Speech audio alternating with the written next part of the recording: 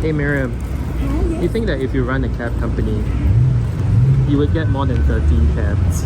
I'd get at least 13 and a half, that's for sure.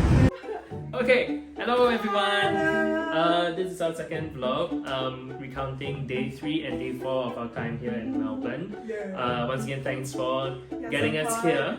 I guess we're gonna start off with something that happened more recently because we are very, very excited about it. Secondary School of Hard Knocks has earned the judge's pick in the Melbourne Fringe. How we got it basically was that a Melbourne Fringe judge came to watch our show and liked it, and then he left what is called a crowd teaser comment, which is like comments that people can leave after the show, and because he was a judge and he left a comment, a good comment, it's now a judge's pick, which means that we are now like applicable for a few rewards here and there. Yeah, we've made it to the long list basically. So we got a congratulatory email, and together with the judges pick, we also get some extra promo that goes for all the judges picks, and then we get spotlighted as some of the best in the festival. How many on the list? I don't know, a few pages. 3 pages.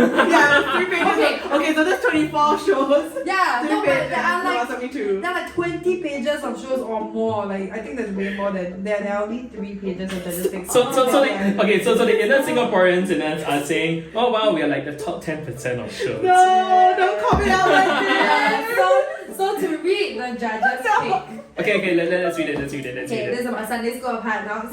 A beautiful piece of theatrical storytelling that is hilarious, poignant, and thought-provoking. And Miriam Chong is an absolute powerhouse! So we are very, very happy about that. I'll probably include some clips about us finding out the news and whatever. It was after we had watched a show after the show, and then opening up checking my email. Opening up emails and then being like, hey, we got this. And it's one of those, like, suddenly I went very quiet. It's like, Miriam, why aren't you talking? No, you went like Jen. Because Mark was ordering his drink. we must have known because we got celebratory alcohol before the news came out. Yes, we it was like, instinct. Yeah, we were like, I think it's time to get a beer. I was like, I want to get like a really expensive. I was getting a beer to bring into the next show, but then I just finished the entire beer. Yeah, while we were celebrating. before. We're like, yeah. Alright. So let's recap to day 3. Get out the truck. You're not licensed to drive it. What do all No. these red buttons do? No. We need safety, right? At the end of the last vlog, we said that we wanted to go back to the Queen Victoria Market to get ham and bratwurst. Turns out it's closed on Tuesdays. Wednesdays. Oh, Wednesdays. Sorry. Turns out it's closed on Wednesdays. And Friday, so if you're going to Melbourne anytime soon, don't go on Wednesday and Friday. Yeah. Learn from our mistakes. We ended up not doing that, and we just had breakfast at a nearby cafe. Yeah. After that, we finally got to go to the state library.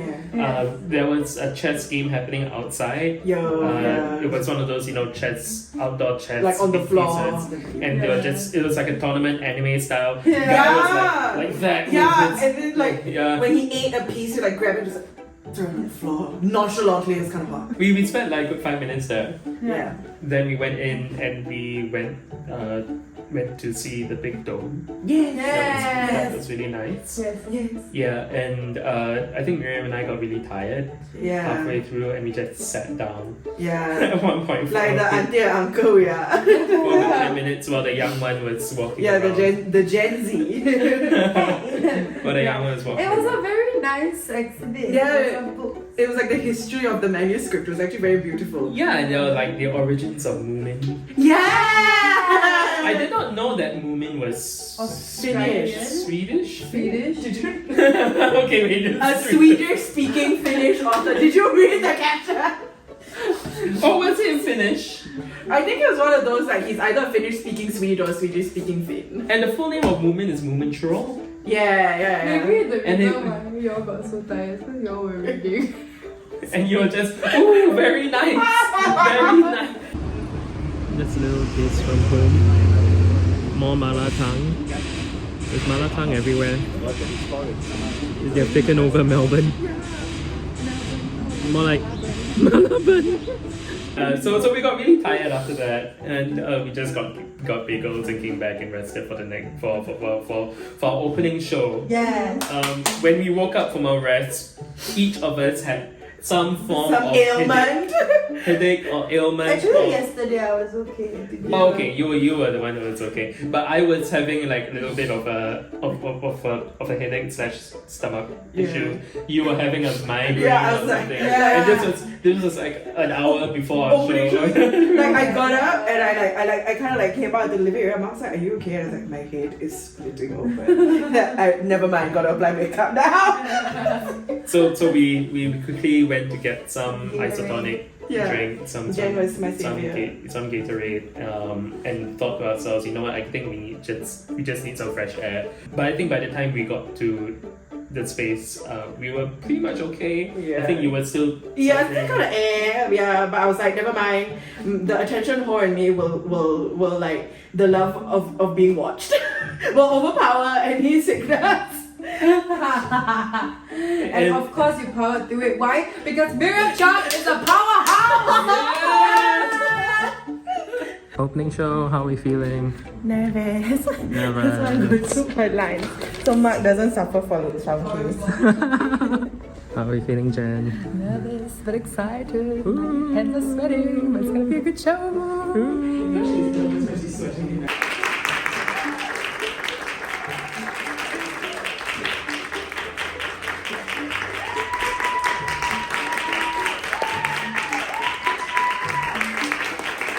So we had our first show. Yeah. The audiences are always going to be a bit more humble. So we had some fun people in the room. Yeah. We had Cheryl Ho Cheryl. from Iron Seaweed. Cheryl and Viclo Cello. yeah, and Vic Lo. Hi! And Huya, who directed Iron Seaweed. And Vic Lo Cello, who sound design for Iron Seaweed. can play the cello. We are vlogging our thing because it was one of our backer rewards. Give them more money, back more. It was great. Give them more money. The three of them who did IMC, which is also A judge's pen! They came to support us, and it was nice having Singaporeans in the audience because some of the references did not fly over their head. While we also had a few other invitees as well. Very generous audience. Emily Sexton, who is the artist director of Arts House Australia, Arts Melbourne, came down and said some very nice words. And then Emily, I want to say Collier. Yeah, Something. Very She also said some nice words and bullets give us a shout out on their Instagram. Yeah, and it was really nice to hear an audience respond to the piece. Because it's like, you know, the first time we stage it fully. You know, for people who don't know you. Yeah, exactly. So we can see what hits and what doesn't. I've only managed to perform the show to like trusted friends and Mark's Gunpla. So that is nice to like. It's nice that it can still resonate with strangers.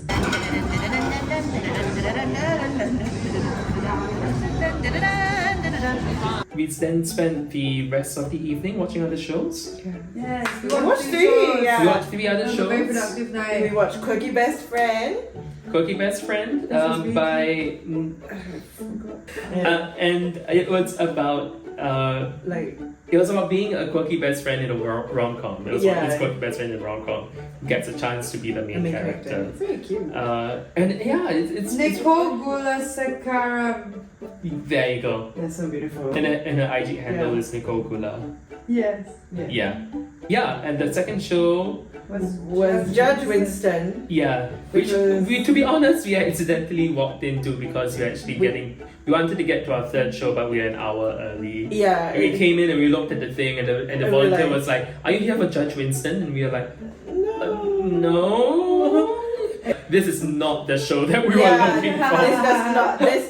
does not look like the person on the poster. Yeah. Yeah, it ended up being like an improv. Like Judge Judy sort of kangaroo court thing. But and then we actually got to the show that we wanted to watch, Yeah. which was Gula Gula. Gala Gala, Gala. gala, gala. Gala Gala. By- Gala Gala. Gemma Caruana. Caruana. By Gemma Caruana. And it was bomb! It was so good. It was Yeah. really, really good. Yes. And like I felt so called out because it was about being like a kid with high expectations, and she talks about how she toiled over an assignment and she got an A, and then she looks to the side and I immediately whispered, "Oh God, her friend got an A+." And it broke, it coaxed her.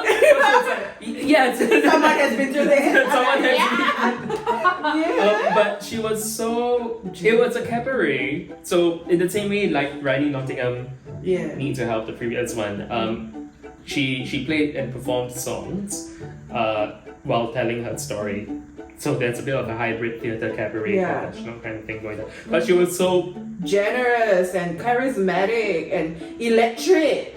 It was everything. yes and open and Yeah. and it really inspired me in a way to be like, yeah, you know, there is a space to just be so unapologetically open and Yeah. and honest. And I think there's so much that we do in Singapore that like, oh, we need to put a layer of fiction in this work. We need to say, we need to be like, oh, you can't tell too much. You need to show. You need to put a show. Yeah, if and- you just make a story about yourself, it's self-indulgent. yeah, You know? but I think there is a way to make that not, and part of that is just being honest with it, Yeah. and being open about it, not trying to, not thinking that your story can save the world. I think that's the main thing, and I think that's what I liked about Gemma's story. That it was just about her, and it was just about her experience and her performing her songs. The heart really came through.